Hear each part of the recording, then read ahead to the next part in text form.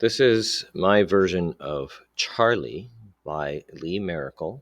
I got this under Voices Under One Sky, Contemporary Native Literature, and this is for educational purposes only. Charlie was a quiet boy. This was not unusual. His silence was interpreted by the priests and Catholic lay teachers as stoic reserve, a quality inherited from his pagan ancestors. It was regarded in the same way the religious viewed the children's tearless response to punishment, a quaint combination of primitive courage and lack of emotion. All the children were like this, and so Charlie could not be otherwise. Had the intuitive sense of the priesthood been sharper, they might have noticed the bitter look lurking in the shadows of the children's bland faces. The priests were not deliberately insensitive. All of their schooling had taught them that even the most heathen savage was born in the image of their own sweet Lord. Thus, they held to the firm conviction that the sons and daughters of the people they were convinced were God's lowliest creatures were eternally good. Blinded by their own teaching, they could not possibly be called upon to detect ill in the warm, broad faces of their little charges. Charlie did not do much schoolwork. He daydreamed. Much standing in the corner, repeated thrashings, and the like had convinced him that staring out the window at the trees beyond the schoolyard was not the way to escape the sterile monotony of school. While the window afforded him the luxury of sighting a deer or watching the machinations of a blue jay trying to win the heart of his ladybird fair, the thrashing he knew could be counted on for committing the crime of daydreaming was not worth the reward. So, like the other children, he would stare hard at his work, with the same practiced look of bewilderment used by his peers on his face, while his thoughts danced around the forest close to home, far away from the arithmetic sums he was sure had nothing to do with him. He learned to listen for the questions put to him by the brother over the happy daydream. He was not expected to know the answer. Repeating the question sufficed. Knowing the question meant that, like the others, he was slow to learn but very attentive. No punishment was meted out for thick-headedness. "What is 3 multiplied by 5, Charlie?" The brother's brisk, clipped English accent echoed hollowly in the silence. Charlie's eyes fixed on the empty page. His thoughts followed the maneuvers of a snowshoe hare scampering ahead of himself and his half-wild dog. The first snow had fallen. It was that time of year. The question reached out to him over the shrieks of joy and the excited yelping of his dog, but it did not completely pluck him from the scene of his snow-capped wooded homeland. 3 times 5? Muttered Charlie, the sounds coming out as though his voice were filled with air. A tense look from the brother, a quizzically dull look on Charlie's face. All the children stared harder at their pages, blank from want of work. He was still staring at the teacher, but his mind was already following the rabbit. Did the brother's shoulders heave a sigh of disappointment? "Thomas," the boredom of the teacher's voice thinly disguised. 15, clearly and with volume. Poor Thomas. He always listened. The bell rang. The class dutifully waited for dismissal. The brother sighed. The sound of scholarly confidence carefully practiced by all pedagogues left his voice at each bell.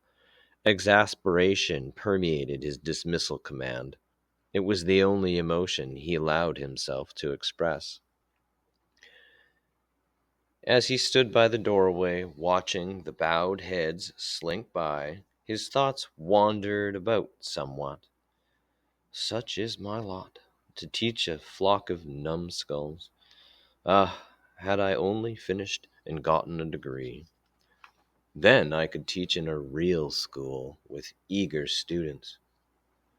Each day his thoughts read thus, and each time he laid out plans to return to university, but he never carried them out. At home, every night a waiting bottle of Seagram's drowned out his self-pity and steadied him for the morrow. Charlie was bothered at meal times. The food was plain and monotonously familiar. Beef stew on Monday, chicken stew on Tuesday. The days with their matching meal plan never varied. Unvarying menus did not bother Charlie, though. Nor was it the plain taste of domestic meat as opposed to the sharp taste of wild meat that bothered him. He was bothered by something unidentifiable, tangible but invisible. He couldn't figure it out, and that, too, bothered him. From the lineup, he carried his plate to the section of the eating hall reserved for sixth grade boys. He looked up to watch the teenage boys exchanging flirtatious glances with the young girls in a line opposite them. In the segregated classes of the school, boys and girls weren't permitted to mingle with, talk to, or touch one another. They sat in the same eating hall, but ate on separate sides. Charlie bored quickly of watching the frustrated efforts of youths struggling to reach each other through the invisible walls of rigid moral discipline erected by the priesthood. His eyes began wandering about the eating room of his own home. The pot of stew was on the stove. It always had something warm and satisfying to the taste in it. He scarcely acknowledged its existence before he came to residential school. Now he saw it each day at mealtime.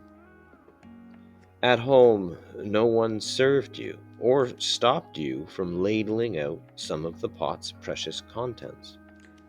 Here at school, they lined you up to eat. Each boy at each age level got exactly the same portion. A second plate was out of the question. He felt ashamed to eat. A stiff-backed white man appeared in the room, and the low murmuring of voices stopped. "Eat everything on your plate," he bellowed, clicking out the last T on the word plate. His entrance never varied. He said the same thing every day, careful to enunciate each word perfectly and loudly, in the manner he was sure best befitted the station of principal of school. He marched up and down the aisles between tables in a precise pattern that was designed to impress on the boys that he was indeed the principal of the school. Finished with the last aisle, he marched stiff-legged out the door. The boys were more than impressed. They were terrified. They likened the stiff-legged walk to the walk of an angry wolf. They had come to believe that whites were not quite human. So often did they walk in this wolf-like way. They knew the man who had just pranced about the eating hall to be the principal, not by the superiority of his intellect as compared to the other instructors, but by virtue of his having the stiffest walk and, hence, the fiercest temperament of the pack. Night came, and Charlie prepared for the best part of his incarceration. Between prayers and lights out, the children were left alone for 15 minutes, quickly into pajamas and to the window.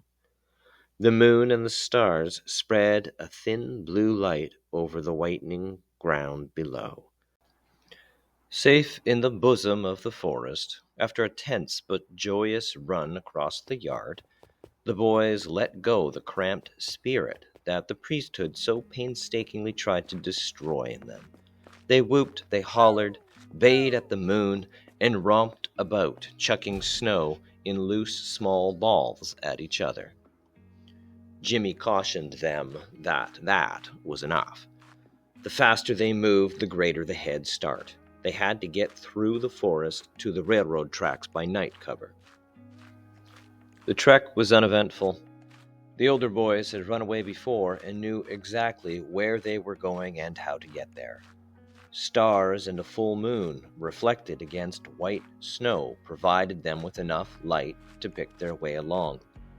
As time wore by, the excited walk became dull plodding.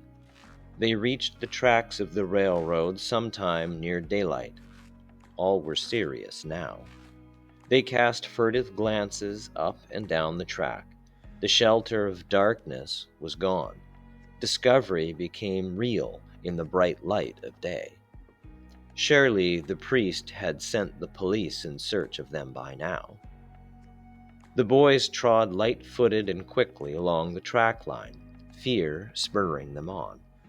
A thin wisp of smoke curling upward from the creaking pines on their right brought the boys to a halt.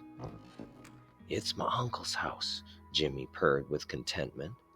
The empty forest carries sound a long way in winter, so the boys spoke in whispers. It never occurred to the other boys to ask Jimmy what his uncle's reaction to their visit would be. They assumed it would be the same as their own folks in response. A short trek through the woods brought them to the cabin's door. Uncle and aunt were already there to greet them.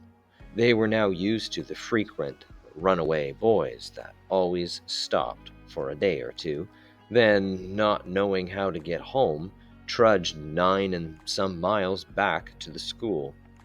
The holiday, Uncle mused to Aunt, would do them no harm. Besides which, they enjoyed the company of happy children. A good meal, a day's play, nightfall, heavenly sleep in this cabin full of the same sweet smells of his own cabin brought sentimental dreams to Charlie. Charlie's dreams followed the familiar lines of his home. In the center stood his mama quietly stirring the stew. Above her head, hanging from the rafters, were strips of dried meat, hundreds of them, dangling in mute testimony of his father's skill as a hunter and provider. A little ways from the stove hung Mama's cooking tools. Shelving and boxes made of wood housed such foodstuffs as flour, sugar, oatmeal, salt, and the like. All here was hewn from the forest's bounty by Charlie's aging grandfather. Crawling and toddling about were his younger brother and sister, unaware of Charlie's world or his dream of them. Completing the picture was his dad. He stood in the corner, one leg perched on a log stump used as a kindling split. He had a smoke in his hand. No one but his wife knew how his thoughts ran, how he wondered with a gnawing tightness why it was he had to send his little ones, one after the other, far away to school. Daily he heard of young ones who had been to school and not returned. More often he would come across the boys who recently finished school, hanging about the center of the village, unwilling and poorly equipped to take care of themselves. Without hunting or trapping skills, the boys wasted away, living from hand to mouth, a burden on their aging parents. One by one they drifted away, driven by the shame of their uselessness.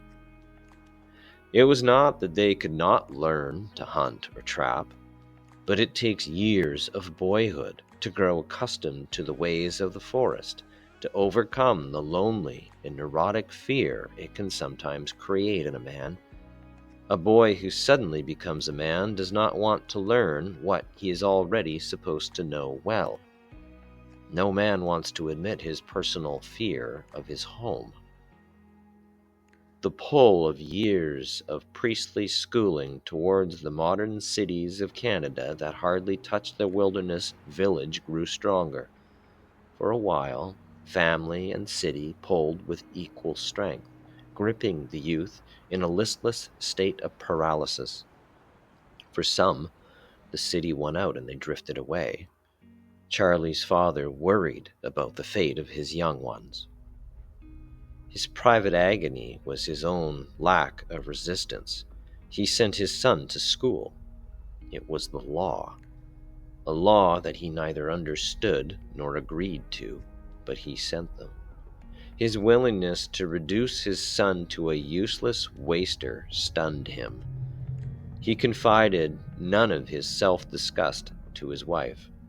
It made him surly, but he did nothing.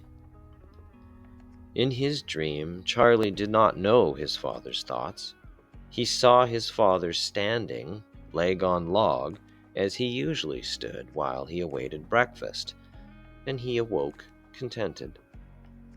Jimmy's uncle had given up wondering about the things that plagued Charlie's father.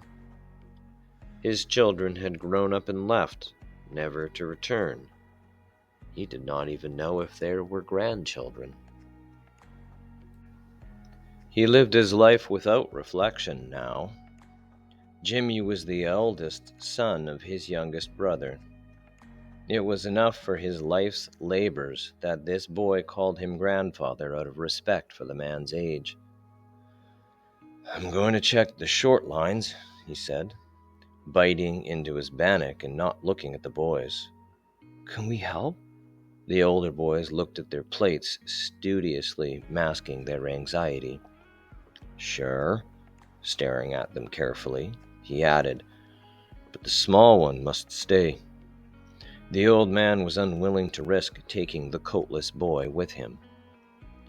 Charlie followed them to the edge of the woods. He knew that no amount of pleading would change the old man's mind, and crying would only bring him shame. He watched them leave and determined to go home, where his grandfather would take him to check his short lines. The old aunt tried to get him to stay. She promised him a fine time. It was a wasted effort. He wanted the comfort and dignity of his own cabin, not a fine time. Charlie knew the way home. It had not taken him long to travel the distance from the tracks near his home to the school. He had marked the trail in the way that so many of his ancestors might have.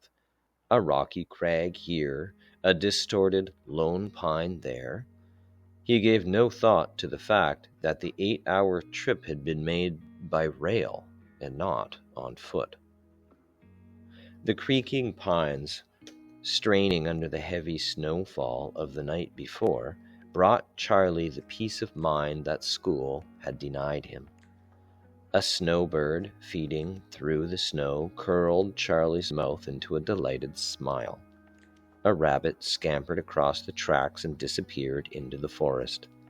He had half a mind to chase it. "No, I better just go home." His voice seemed to come from deep within him, spreading itself out in a wide half circle and meeting the broad expanse of hill and wood, only to be swallowed by nature's huge majesty somewhere beyond his eyes. The thinness of his voice against the forest made him feel small. The day wore by tediously slow. Charlie began to worry. He had not seen his first landmark. Am I going the right way? What a terrible trick of fate to trek mile after mile only to arrive back at school. The terror of it made him want to cry. Around the bend, he recognized a bare stone cliff.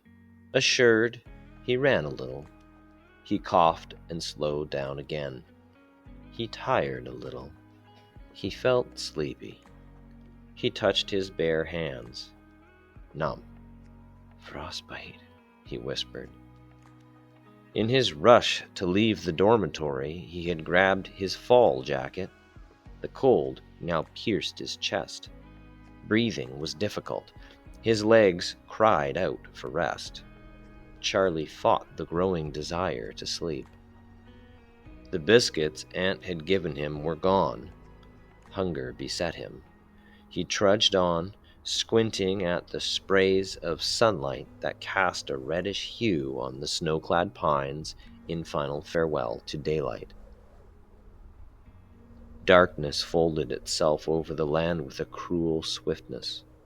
It fell upon the landscape, swallowing Charlie and the thread of track connecting civilization to nature's vastness, closing with maddening speed the last wisps of light from Charlie's eyes.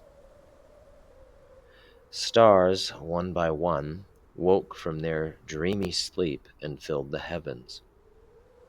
Charlie stumbled. He rose reluctantly. His legs wobbled forward a few more steps, then gave in to his defeated consciousness that surrendered to the sparkling whiteness that surrounded him. He rolled over and lay face up, scanning the starlit sky. Logic forsook him.